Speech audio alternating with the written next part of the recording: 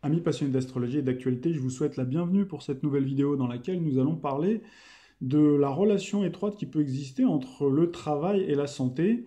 Alors, les passionnés d'astrologie le savent, ces deux notions sont étroitement reliées, santé et travail, au signe de la Vierge, le sixième signe zodiaque. On avait déjà vu dans une précédente vidéo le rapport au bien-être, à la forme et également à la santé. Et là, on va s'intéresser à l'autre pendant, donc le travail, puisque comme vous le savez, la Vierge est reliée aussi au travail dans la vie quotidienne autant qu'à la santé. Et d'ailleurs, l'Obs a titré hier, nous sommes aujourd'hui le 21 septembre, donc hier nous étions le 20, donc nous sommes toujours sous un ciel vierge avec un soleil qui finit sa course dans le signe de la Vierge, elle avait titré donc stress, dépression, addiction, être chômeur nuit gravement à la santé.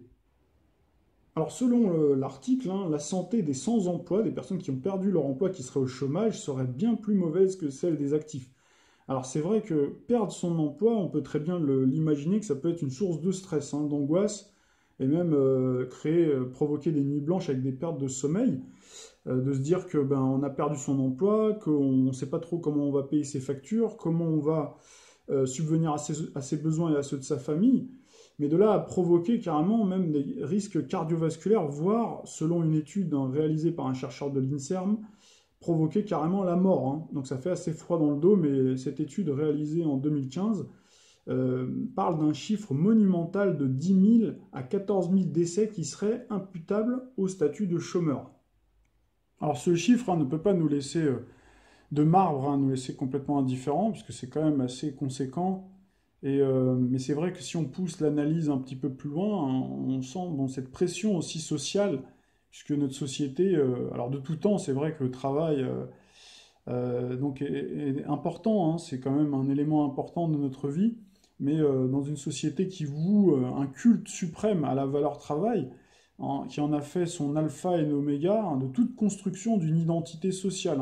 C'est vrai que le fait de ne pas avoir un emploi, on peut très bien comprendre que ça peut être une source de stress et surtout dégrader l'image de soi, quoi. Comme diraient les jeunes, ne pas avoir de taf, c'est pas seulement synonyme de chute vertigineuse de ses revenus, mais que cette situation peut être vécue aussi comme la perte de l'estime de soi et donc d'un sentiment dégradé de son utilité sociale, comme si on était un petit peu une sorte de rebut ou comme si on était rejeté de la société. Donc là, on retrouve bien le champ lexical du sixième signe du zodiaque, dont le leitmotiv est justement de se rendre utile. La Vierge est un signe sociable qui aime bien rendre service, se sentir utile. La santé, rien faire, c'est la conserver. Les prisonniers du boulot font pas de vieux os. Ces gens qui courent au grand galop, en auto, métro ou vélo. Alors vous venez d'entendre la chanson de Henri Salvador, Le travail c'est la santé, ne rien faire c'est la conserver. Donc on peut se poser la question de savoir est-ce que cette étude publiée par l'Obs viendrait-elle prendre finalement à contre-pied cette maxime chantée par notre regretté chanteur. Alors c'est vrai que cette étude, il faut toujours prendre les études avec beaucoup beaucoup de précautions. Il me semble, moi, de mon point de vue en tout cas, qu'elle n'est pas complètement exhaustive, puisque en réalité, il y a d'autres éléments qui peuvent nuire à un individu sur le plan socio-professionnel, c'est justement le surcroît d'activité. Le surcroît d'activité ou le cumul d'emplois, parce qu'il y a de plus en plus de gens maintenant qui cumulent même des emplois qui en terminent un, qui travaillent de nuit, puis qui en démarrent un autre dans le milieu de la journée. Donc ça, c'est valable beaucoup dans les pays anglo-saxons, mais de plus en plus maintenant en France, peut s'avérer tout aussi nuisible finalement que le chômage lui-même. C'est vrai qu'on compte plus le nombre de souffrances physiques et psychiques liées au travail. Donc souffrances physiques, bien sûr, c'est toutes les maladies socio-professionnelles qui sont évidentes, quand on se blesse, quand on se fait mal ou qu'on se casse le dos, quand on fait des travaux pénibles. Et puis il y a également la souffrance psychique qui est beaucoup moins palpable, qui est beaucoup plus invisible, et qui pourrissent la vie des milliers, voire de millions de salariés quand elles n'anéantissent pas des vies entières. Alors vous remarquerez que depuis l'avènement de Neptune dans le signe du Poisson, c'est-à-dire le signe opposé, hein, au signe de la Vierge, on n'a pas cessé de parler de la souffrance au travail, hein. C'est un thème qui a émergé, si j'ose dire, hein, des tréfonds du monde poséidonien. Et donc, on a vu parler beaucoup du burn-out. Donc, d'ailleurs, il y a un auteur qui s'appelle Aude Célie, mais il y en a bien d'autres, hein, qui ont publié, qui ont témoigné. Donc là, ce titre, c'était Quand le travail vous tue. Donc, elle vous avait exposé un petit peu sa situation. Hein, c'était une jeune femme. Souvent, d'ailleurs, quand on est jeune, hein, souvent on stigmatise les jeunes en disant que c'est des feignants, etc. Bon, il y a aussi beaucoup de jeunes qui travaillent, qui sont très durs à la tâche parce que justement ils veulent prouver leur valeur. Et donc c'était le cas de cette jeune femme qui était apparemment passionnée, engagée, ambitieuse, qui s'était totalement dévouée corps et âme dans son activité professionnelle, qui s'était fait happer quelque part, comme beaucoup d'autres, hein, accaparés par leur travail. Quand je dis accaparé, ça veut dire que ben on décroche pas, quoi. On est complètement omnubilé par le boulot. Souvent, d'ailleurs, ça empathie sur sa vie privée. Hein, on ne décroche pas, on est toujours avec son téléphone, même en dehors des heures de travail. Aujourd'hui, en plus, avec les nouveaux moyens de communication, il y a même des entreprises qui vous offrent carrément un ordinateur portable et puis également un téléphone. Donc ça, c'est vraiment le cadeau empoisonné, puisque du coup, vous êtes toujours connecté, c'est le cas de le dire, aussi bien, je dirais, sur le plan logistique que intellectuellement avec votre travail, avec votre patron, avec les responsables, qui vous envoient des mails, etc., même pendant d'ailleurs les jours de congé. Donc c'est ce qui s'est passé pour cette jeune femme-là, et alors qu'en fait elle était d'ailleurs gestionnaire des ressources humaines. Je ne sais plus à quel niveau qu'elle était, mais en tout cas, vous voyez, c'est toujours le cordonnier le plus mal chaussé. Et puis jusqu'au jour où elle a été fauchée à l'aube de ses 30 ans, donc vous voyez, c'est quand même assez jeune, hein, donc par un burn-out qui a été extrêmement dévastateur. Donc là, le mot burn-out, donc pour les anglophones, donc burn, ça veut dire brûler, et out, ça fait partie, comme les linguistes le disent, des phrasal verbs, c'est-à-dire qu'ils rajoutent une postposition pour désigner, voilà, pour donner de la consistance au verbe. Et en réalité, out, ça veut dire extérieur, mais en réalité, tout se passe à l'intérieur, c'est-à-dire qu'on brûle, hein, on se consume en fait de l'intérieur, et d'après les témoignages, hein, ça survient d'un coup, c'est assez foudroyant. Et les personnes, en fait, restent scotchées. J'avais vu le témoignage d'une jeune femme aussi, un peu dans le même registre, hein, qui était assistante aussi, et qui avait déclaré ne plus avoir pu se lever. C'est-à-dire qu'elle était dans le train, et d'un coup, elle était bloquée, elle était complètement comme vidée de sa substance, de son énergie, incapable de bouger, et voilà. Alors d'ailleurs, puisqu'on parlait du signe du poisson, ben, c'était en 2013, j'avais publié un article, hein, donc il s'intitulait Prévention du burn-out au travail et astrologie au service de la gestion des ressources humaines. Alors, c'est vrai que c'est vraiment une période où on a beaucoup beaucoup parlé du burn-out, et donc j'avais expliqué qu'à cette époque-là, très précisément, donc il y avait alors un chômeur, là cette fois-ci vous voyez c'était un chômeur qui était en fin de droit d'indemnisation, qui avait mis fin à ses jours, donc c'était un 13 février 2013 à Nantes, et s'était immolé par le feu devant une agence Pôle emploi à côté de son domicile après s'être aspergé d'essence. Donc c'est vraiment c'était un événement extrêmement tragique et qui était vraiment symptomatique, hein, de la société, d'une société qui marche complètement sur la tête. Et on avait vu d'ailleurs, ça avait même pas fait les gros titres, ça m'avait quand même ça m'avait choqué. Et ça avait été commenté par des ministres, et je crois que c'était le Premier ministre de l'époque, il me semble que c'était Manuel Valls, mais je ne suis pas sûr que c'était lui, vous vérifierez, avec beaucoup de détachement, quoi, hein, c'était voilà, comme si c'était devenu finalement banal, comme si ça rentrait en fait dans la rubrique des faits divers. Et pourtant, en fait, à cette époque-là, bah, le suicide, et même encore aujourd'hui, vous allez le voir, hein, on a déjà montré des titres donc qui défrayaient la chronique, comme ça, de gens qui se suicident à cause du travail. Donc c'était loin d'être un cas isolé. Et donc il y a des gens, ben, qui n'attendent pas d'être au chômage, hein, qui avant même, pendant le travail, hein, que ce soit des salariés, des fonctionnaires, des cadres, voire même beaucoup de petits patrons, ça on n'entend pas beaucoup parler aussi, les patrons d'entreprise, puisque le patron est souvent quelqu'un de fier, c'est le seul, il est souvent seul au pouvoir, seul aux commandes, et quelque part il veut toujours s'en sortir, hein, il veut pas... c'est une dignité, si vous voulez, donc il a aussi beaucoup moins de possibilités de se reposer, hein. Donc les petits patrons aussi, il y en a beaucoup malheureusement qui se suicident ou qui passent par de mauvais moments. En tout cas, parmi les salariés, on a beaucoup de burn-out, le harcèlement au travail. Et je ne sais pas si vous vous souvenez, mais il y a eu toute une vague aussi à l'époque, hein, de suicides, notamment dans le groupe France Télécom entre 2008 et 2009, qui avait laissé quand même 35 familles à l'époque, hein, sous le choc, et complètement dévastées justement par la disparition de leur conjoint ou de leur papa. Donc c'est vrai que c'est quand même des tragédies qui sont quand même extrêmement difficiles. Et donc on a ce suicide, puis revenir au suicide par le feu.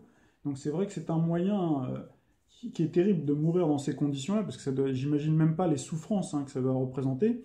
Mais en tout cas, c'est une manière quelque part de délivrer un message, un ultime message, hein. C'est comme si ces personnes-là ont choisi de s'immoler pour alerter quelque part, pour marquer les esprits, comme si elles étaient invisibles, devenues invisibles, comme si les gens étaient devenus indifférents à leur souffrance. Donc pour contrecarrer ça, pour contrebalancer ça et pour délivrer un message puissant, quoi, si vous voulez, eh ben, c'est une forme un peu d'héroïsme, si je devais m'exprimer ainsi, sacrificiel quelque part, hein, pour porter à la conscience collective un message très puissant. Donc c'est vrai que c'est une méthode, hein, de suicide assez spectaculaire qui est importée directement d'Asie, qui a pour but de marquer les esprits et faire comprendre finalement à l'opinion que les conditions de travail et parfois d'existence en France, hein, tendent à se niveler insidieusement par le bas, se rapprocher progressivement mais dangereusement des conditions de travail du travailleur asiatique, justement, c'est le cas de le dire, hein, dans d'autres pays du monde, hein.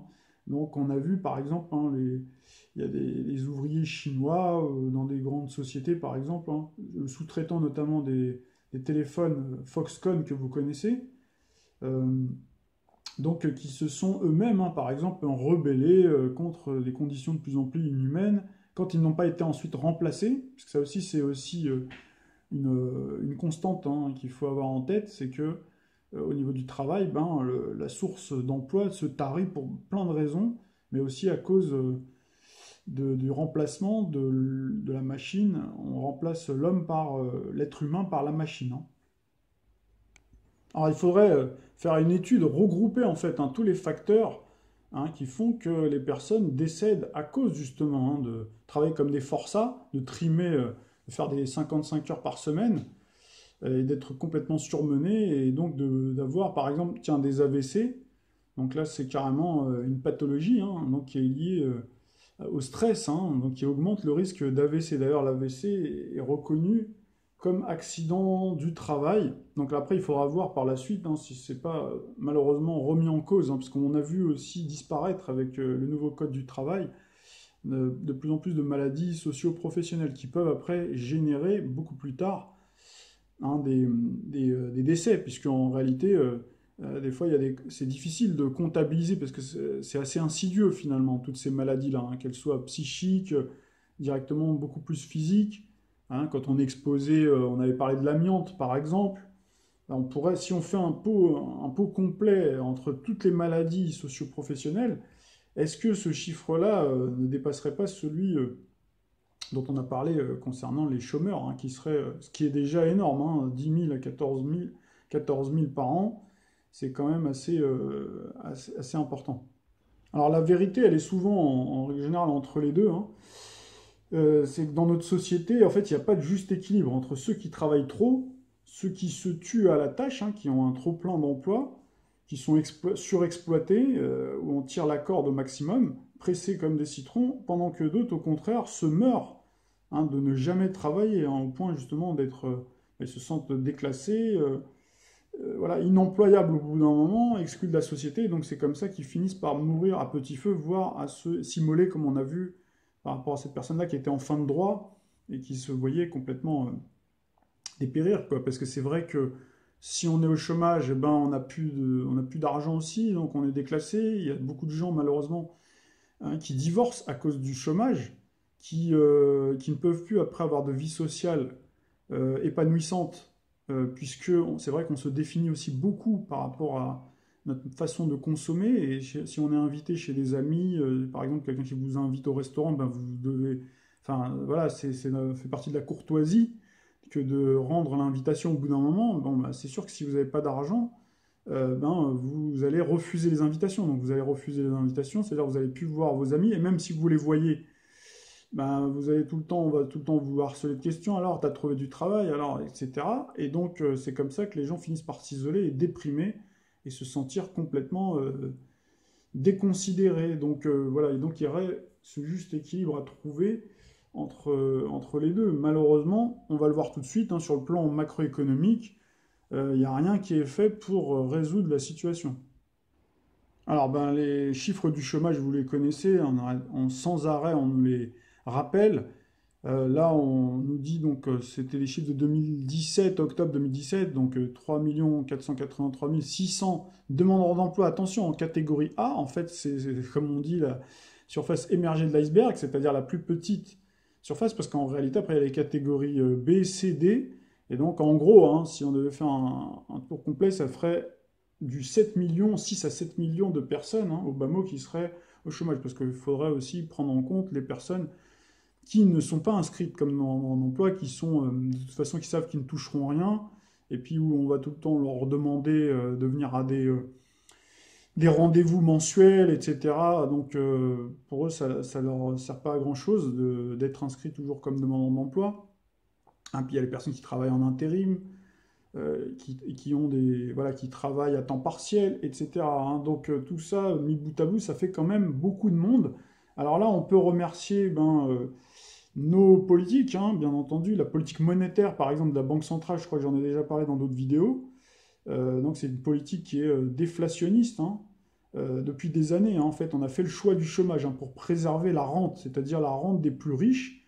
Et donc ils ont pratiqué la déflation plutôt que rechercher l'option de la croissance, c'est-à-dire laisser un peu filer un peu l'inflation, pas trop, mais juste ce qu'il faut pour créer de la croissance, puis surtout créer les conditions réglementaires pour qu'il y ait de l'investissement, pour qu'il y ait à terme de l'emploi, de la consommation, puis qu'il y ait une sorte de cercle vertueux, tout en sachant bon, qu'on est quand même dans un modèle hyper consumériste, et puis de toute façon nos ressources naturelles ne sont pas inépuisables, donc de toute façon ce système-là, il est un peu biaisé, mais enfin, quand même, là on voit par exemple, si on devait prendre quelques exemples par-ci par-là, mais je crois que vous en avez tous en tête, hein, on a déjà vu des personnes, moi j'ai le souvenir d'un restaurateur d'ailleurs, qui avait voulu emprunter à sa banque 70 000 euros parce qu'il avait une affaire prospère, un restaurant, il voulait se dupliquer et ouvrir une autre enseigne, un autre restaurant pour se développer.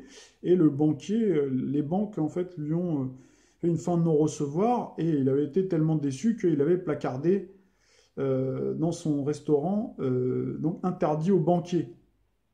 J'ai retrouvé l'image, hein, donc chien accepté, banquier interdit, sauf droit d'entrée de 70 000 euros. Donc voilà, je trouvais que c'était pas mal, cette manière de manifester, c'est assez provocateur, mais aussi il avait réussi à attirer l'attention sur l'ineptie, sur l'aberration justement de notre système économique, cet ultralibéralisme complètement dingue, qui fait que les banques préfèrent aller spéculer en bourse, préfèrent aller placer leur argent sur les marchés, plutôt que d'investir sur des braves gens, qui veulent prospérer, qui veulent vraiment faire marcher déjà eux fonctionner personnellement, voilà, et puis bien sûr après qui rendent un fier service à la société, qui vont employer des gens, etc.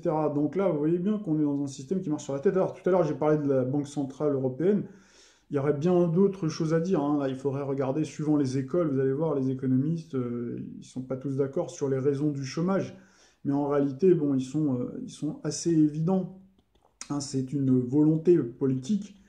Hein, ce système aberrant permet, moi je l'ai déjà dit, hein, donc non seulement de diviser les gens, mais aussi de rendre finalement plus malléables ceux qui restent actifs, hein, au point de leur faire accepter toutes les basses besognes, même les moins bien payés, assortis de conditions même des fois déplorables à cause justement du spectre du chômage qui peine sur chacun d'eux, hein, sur au-dessus de leur tête. Alors chacun va se dire, moi j'ai tellement peur, hein, cette phobie de se retrouver au chômage, justement. Vous voyez, après, avec des articles aussi comme ça vous fiche encore bien la trouille. Donc vous dites, là, j'ai pas intérêt à être au chômage, donc si le patron me demande de faire des heures sup, allez, on y va. S'il me demande de me déplacer, oui. Si on change donc les conditions de travail et le contrat de travail changé, on dit oui. Si on vous menace d'un licenciement collectif ou d'un plan social et on vous dit, bon, on met dans la balance une négociation, en vous disant que si vous consentez à rogner sur votre salaire ou sur certains avantages, eh ben, on vous préserve l'emploi tout en sachant que dans le futur, après, de toute façon, l'entreprise finira de toute manière par délocaliser, etc., etc. Donc tout ça fait quand même que eh ben, le chômage, effectivement, quoi qu'il arrive, c'est un vrai cancer de la société. Alors, et pourtant, bah, vous avez de plus en plus, hein, depuis ces dernières années, de responsables publics hein, qui ne se gênent pas pour nourrir ouvertement ce sentiment, hein, sentiment même de culpabilité, en faisant passer beaucoup de gens pour des tirs au flanc, hein, en sachant, vous avez bien vu que ce chômage, il est voulu, assumé, en tout cas assumé en arrière-boutique, hein, bien entendu pas officiellement, mais ce chômage de masse, hein, il est orchestré de toute façon, mais les communicants, par contre, à l'inverse, hein, vous font passer pour un tir au flanc si vous êtes demandeur d'emploi, alors qu'ils savent pertinemment justement que ce chômage est voulu. Et là, vous avez l'un des premiers d'entre eux. Voilà, pour une fois, je ne vais pas taper sur Emmanuel Macron, tiens, sur Laurent Wauquiez qui fait aussi l'actualité, et donc qui est du signe d'ailleurs de mémoire du Bélier, et donc qui est touché déjà par des suspicions sur une affaire comme quoi il aurait travaillé, il aurait cumulé des droits à la retraite au Conseil d'État sans y travailler. Donc voilà, là il titre Le Figaro, nouvelle affaire Fillon, etc. Donc c'est vrai que les béliers sont frappés aussi du sceau de... En ce moment, il y a l'influence de Saturne, Saturne planète de la loi, Pluton au carré de leur soleil, donc, et on va rentrer bientôt en balance, donc ce ne serait pas étonnant que ce soit le nouveau feuilleton de ce début d'automne. Alors tout en sachant qu'il avait souvent voulu, alors dit, déclarer, lutter contre les profiteurs du haut hein, et les profiteurs du bas. Mais bon, souvent, il est bien difficile de lutter contre les profiteurs du haut qui ont beaucoup de pouvoir hein, et qui ont les moyens de délocaliser, de déplacer leurs capitaux. Alors forcément, c'est une manière aussi de taper sur les petits. Hein. Donc là, il faut bien avoir en tête hein, quand même les chiffres. C'est vrai qu'il y a des tirs au flanc, ça existe de toute façon et de tout temps, et peut-être même plus avant qu'aujourd'hui. Mais si vous remettez dans le contexte hein, des chiffres donc de l'évasion fiscale qui représenterait entre 60, peut-être 80 milliards, voire même plus, donc en milliards je parle, alors que la fraude sociale, tout en sachant qu'il y a des fraudes sociales, alors des fraudes sociales isolées, hein, des gens qui magouillent pour bénéficier justement voilà, d'être toucher les allocations de façon indue, mais vous avez après des petits réseaux, etc. Ça représente 680 millions. Donc c'est vrai que c'est important, c'est une somme importante, mais c'est beaucoup moins que l'évasion fiscale. Et vous voyez que pour l'évasion fiscale, il n'y a rien de rien qui a été fait. Donc vous imaginez bien qu'avec 60-80 milliards, donc qui est quand même faramineux, donc avec ça, vous pourriez faire beaucoup de choses quand même. Hein. Donc vu qu'ils nous bassinent constamment avec le fait qu'il n'y ait plus d'argent dans les caisses, donc voilà, on voit où est l'argent. Et on ne pouvait pas ne pas parler de notre César présidentiel qui est encore allé de sa petite déclaration au moment où il rencontrait dans la rue un horticulteur et donc il lui aurait dit donc on pourrait trouver en fait finalement un emploi facilement en fait en traversant la rue. Hein. Donc ça aussi, hein, ce genre de phrase, forcément, voilà, ça jette encore la suspicion, ça jette encore l'opprobre finalement sur les chômeurs. En l'occurrence ici en filigrane, il faut comprendre, ceux qui ne travaillent pas, ceux qui sont au chômage, c'est parce qu'ils ne le veulent pas. Alors c'est vrai que on peut prendre n'importe quel emploi. Hein. Là, quand il parle de traverser la rue, il fait allusion au travail de la restauration. Donc ça, on en a déjà parlé. La restauration, c'est quand même des métiers extrêmement difficile. Hein. Donc c'est vrai que, bon, on le dit, si tu veux travailler, tu veux t'en sortir, il faut prendre n'importe quel boulot. Comme c'est le cas d'ailleurs aux États-Unis et dans les pays anglo-saxons. Hein. Là-bas, ils n'ont pas de scrupules, si vous voulez, à ce qu'un cadre, par exemple, qui tombe au chômage, parce que là-bas, vous pouvez être viré beaucoup plus facilement, mais ça arrive ici aussi, hein, avec toutes les lois, justement, Macron, El Khomri, etc. Hein, c'est en train de se faire aussi, donc il ne faut pas vous inquiéter. Mais là-bas, voilà, ils n'ont pas de... Donc, quelque part, ça peut être bien aussi. Il peut y avoir du bon et du moins bon, quoi, parce que ça montre que les personnes ne sont pas fermées. Donc, ça veut dire qu'on est prêt à prendre tout et n'importe quoi pour vivre. Mais là-bas, je dirais que c'est plutôt pour survivre. Mais bon, vous voyez que là-bas, c'est quand même 90 millions d'âmes qui vivent sous le seuil de pauvreté. hein, qui vivent du ticket de rationnement, et même peut-être même plus, hein. C'est le chiffre que je vous donne comme ça, il est à vérifier, mais c'est un chiffre comme ça de mémoire. Mais en tout cas, c'est ça, ce qu'il faut comprendre, c'est que effectivement, oui, on pourrait combler, hein, tous ces métiers qui sont en tension, donc c'est les métiers les plus difficiles, mais encore faudrait-il, voilà, il faudrait effectivement accepter un emploi qui n'est pas forcément dans ses aspirations, dans ses compétences, dans le métier aussi, parce qu'il y a des gens qui font des études aussi, hein, qui font de très bonnes études, ou en tout cas on les invite et on les encourage à faire beaucoup d'études pour après finalement ne pas parvenir à se réaliser et à donc s'orienter. Donc c'est vrai qu'il faut trouver en fait le juste équilibre entre être mobile, socio-professionnellement parlant, mais en même temps ne pas non plus tout accepter. Le problème, c'est qu'aujourd'hui, le système est mis en œuvre de telle façon que vous êtes obligé d'accepter même des emplois où vous allez finalement être amené à payer pour travailler. Quand je dis payer pour travailler, ça veut dire qu'on vous propose, hein, des fois des emplois, et c'est ce qui va se passer bientôt, hein. Il y a de plus en plus de chômeurs qui, on va leur dire, si tu ne prends pas un emploi qui est à 100 km de chez toi, eh ben, alors 100 km, ça veut dire que c'est des frais de transport, peut-être des frais d'hôtel, etc. Voire même, on a même proposé, j'ai vu un article passer, un emploi en Hongrie ou en Bulgarie ou dans un des pays de l'Est, quoi. Vous voyez, donc jusqu'où on va, quoi. Donc la mobilité, elle ne peut jamais s'arrêter avec ces gens-là, hein, qui sont des néolibéraux. Donc là, on retrouve Uranus, hein, la planète du capitalisme, donc qui élargit au maximum, c'est-à-dire élargit l'espace, hein, à chaque fois qu'il gravit à chaque fois de nouveaux espaces de liberté. C'est-à-dire que plus on lui en donne, et plus il va encore chercher encore plus loin. Ça veut dire que ça ne s'arrêtera jamais. Donc à un moment donné, il faudrait effectivement, si on était dans un état de droit digne de ce nom-là, pas au service des puissants, on l'a déjà dit à plusieurs reprises, ben, il y aurait à un moment donné des limites, hein, des limites justement du supportable, des limites humaines, donc qui seraient balisées pour permettre qu'il y ait quand même un équilibre entre les deux, quoi. Pour être complet, j'avais dans mes tablettes un article justement qui était en dormance et je l'ai ressorti là. La fraude fiscale explose, hein, atteint 100 milliards d'euros, hein, d'accord? Donc ça date, c'est assez récent comme article, 13 septembre de Marianne.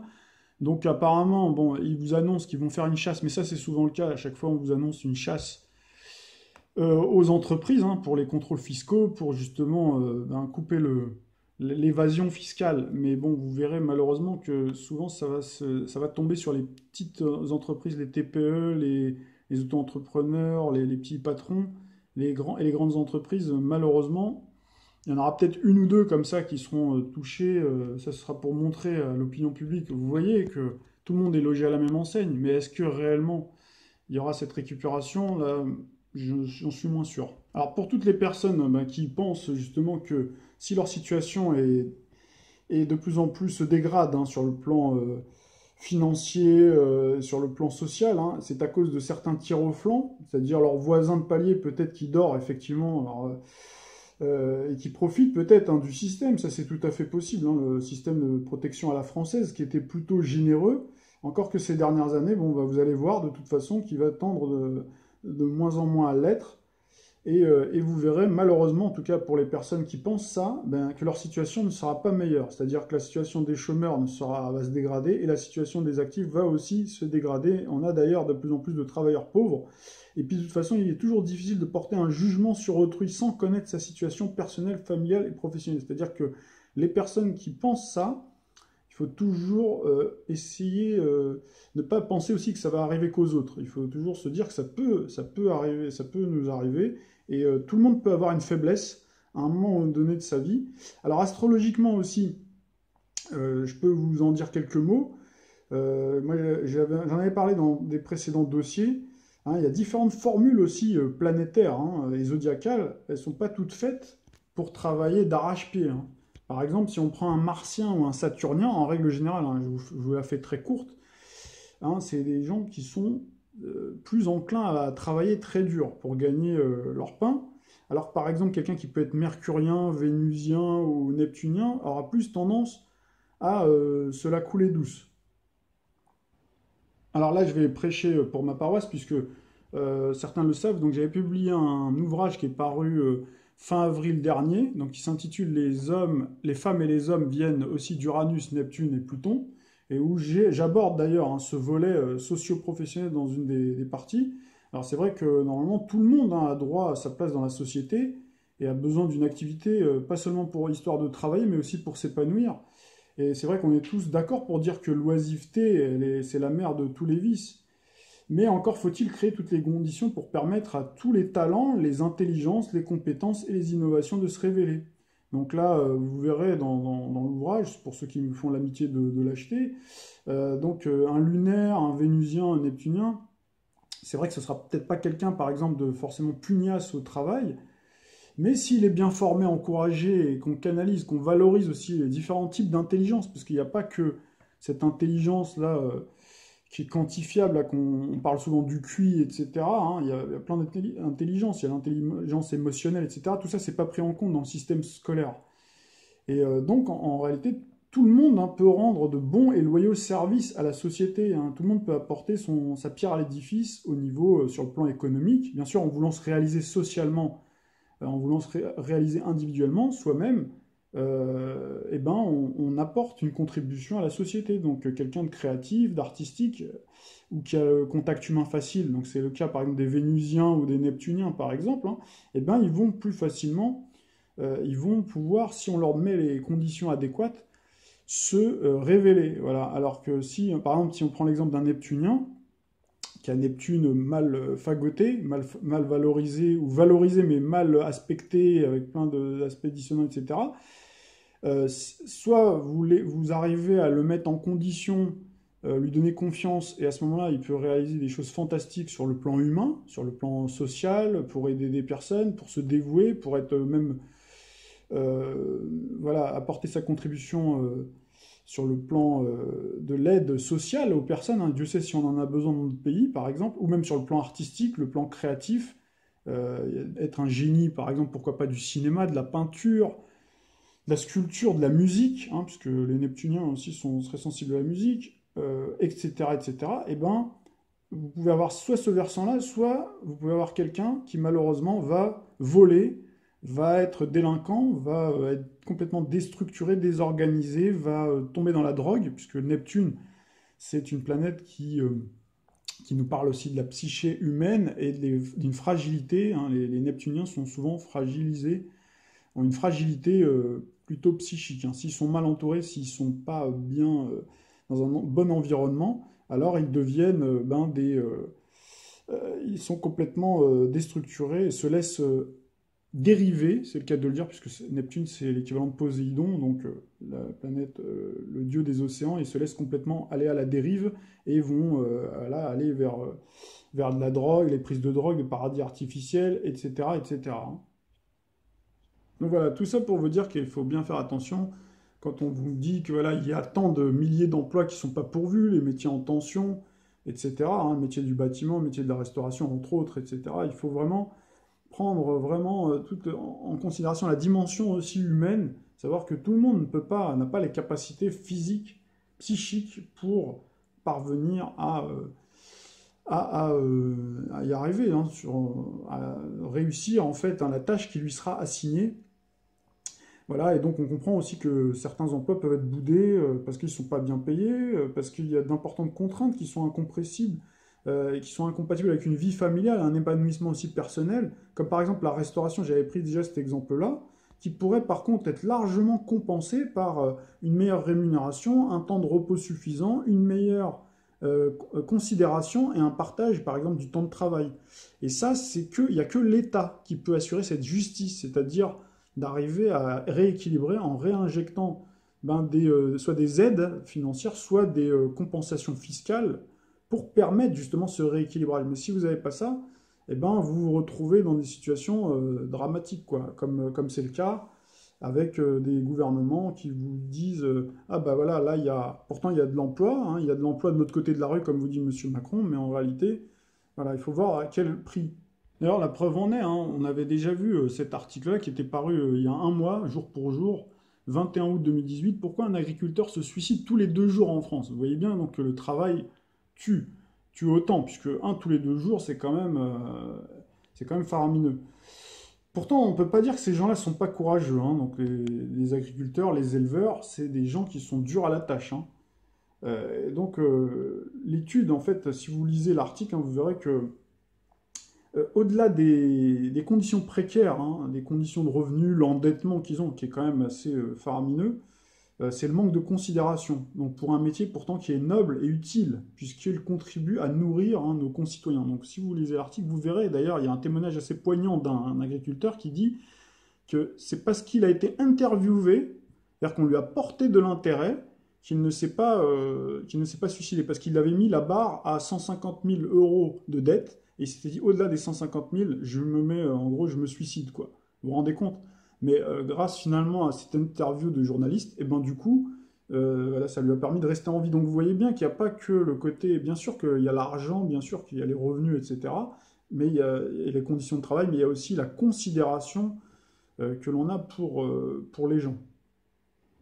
Alors je ne sais pas si vous allez voir, ou peut-être déjà il y a certaines images que vous ne voyez plus. Je suis désolé, j'ai eu la dernière fois un souci au niveau de la caméra, et peut-être que ça, ça a recommencé, donc à ce moment-là, vous n'entendrez que ma voix. Donc là, je vous montre en fait une page Google où on vous parle des gains de productivité, pardon, en France, hein. Donc on vous parle de perte de vitesse, etc. Donc c'est vrai que c'est assez surprenant, mais moi je le sentais plutôt, voir plutôt une augmentation des gains de productivité, c'est-à-dire cette capacité à produire beaucoup plus et beaucoup plus vite, tout en sachant que c'est vrai que les métiers du tertiaire, c'est des gains de productivité qui sont plutôt bas, mais les métiers du secondaire, hein, où on produit avec des machines, etc., c'est vrai qu'on en a beaucoup moins en France. Donc c'est peut-être l'explication qui fait qu'on vous parle de baisse de productivité en France. Mais de manière générale, vu qu'on est dans un monde globalisé, en réalité, le gain de productivité a augmenté si on prend ça sur un échelon global.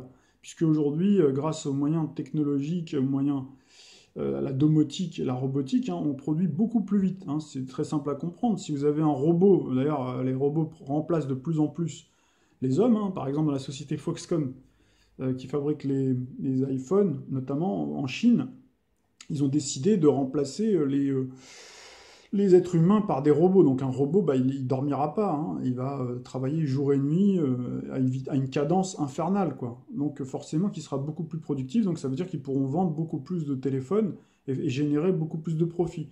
Voilà, là où le bas blesse, c'est justement c'est qu'il n'y a pas une meilleure répartition, une richesse finalement qui est captée, qui est accaparée par une petite élite, donc qui détient les moyens de production au détriment des plus grands nombres. Donc voilà la réalité qui est la nôtre et qui fait qu'aujourd'hui il y a cette souffrance partout dans le monde et donc de plus en plus aussi dans nos pays.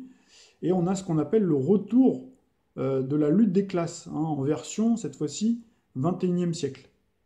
Alors c'est d'ailleurs, la lutte des classes, c'est d'ailleurs les gros titres, hein, utilisés par certains médias, notamment plutôt des médias alternatifs ou des personnes comme Aude Ancelin qui faisait partie justement, hein, qui était directrice à l'Obs et puis qui avait été mise au placard et donc qui avait créé une chronique là-dessus, hein, le retour de la lutte des classes. Et donc cette lutte des classes, hein, en version 21e siècle, elle coïncide avec le transit de Neptune en Poisson. Donc là, on retrouve bien encore l'axe Poisson-Vierge, hein. Donc ça, je l'ai déjà dit, Poisson depuis 2011-2012. Et en parcourant donc, le signe opposé à celui de la Vierge, hein, dans la roue zodiacale, dont on a vu, hein, que cet axe-là est étroitement relié à la valeur travail-santé. Donc la 8e planète du système solaire, celle de la compassion, de l'humanité, mais aussi du sacrifice et du don de soi, a mis en relief les souffrances au travail, nous l'avons dit, mais fait émerger, hein, des tréfonds du monde poséidéen, les soubresauts et les péripéties de l'histoire. Effectivement, la dernière fois que Neptune transitait en Poisson, c'était en février 1848. C'est une date qui coïncide justement très précisément avec l'émergence du concept de la lutte des classes, un concept que s'était réapproprié après Karl Marx. C'est un concept qui est né dans les années 1820, mais qui a été récupéré après par Karl Marx, qui décrivait d'ailleurs l'antagonisme, hein, entre prolétariat et bourgeoisie, hein, qui avait abouti d'ailleurs à cette époque-là à la troisième révolution française, puisque lui-même assistait au mois de février 1848 à cette troisième révolution française après celle de 1830. Donc c'est une révolution prolétarienne dont on ne parle pas beaucoup, hein. On parle souvent de la révolution française de 1789, mais la révolution 1848, c'était une révolution qui a un rapport direct avec avec le prolétariat. Quand je dis prolétariat, si on le remet au goût à la sauce du 21e siècle, hein, c'est le livreur de pizza. Là, je cite Michel Onfray, hein, le philosophe d'ailleurs, c'est lui-même qui avait dit ça, hein, et il a raison, je le rejoins tout à fait de ce côté-là. Hein, il avait dit c'est le livreur de pizza, la caissière, le petit employé de bureau, etc. En fait, c'est le peuple, tout simplement, toutes les personnes qui ne sont pas détentrices des moyens de production, et qui subissent, en fait. Hein. Et donc là, on est bien dans cette séquence-là, sauf que là, cette fois-ci, c'est à une échelle mondialisée, contrairement à cette époque-là de 1848. Alors on terminera, justement, je suis sur le magazine Philosophie, donc en ligne, hein, Lutte des classes, le retour. Donc c'était un article, vous voyez, du 14 septembre. Donc septembre, on retrouve encore le mois de septembre de la Vierge, 2012. Donc qui correspond à l'année où justement Neptune, hein, était en balance. Hein. Je sais qu'il avait fait un transit en bélier, puis après il avait fait... pardon, en poisson, puis ensuite il a rétrogradé en bélier pour après revenir vraiment en février 2012, hein, en poisson. Voilà, donc je terminerai cette vidéo comme ça. Hein. J'ai élargi, vous voyez, le débat par rapport au titre initial, hein, de l'Obs. Hein. Donc je vous dis à très bientôt pour une nouvelle vidéo. Au revoir.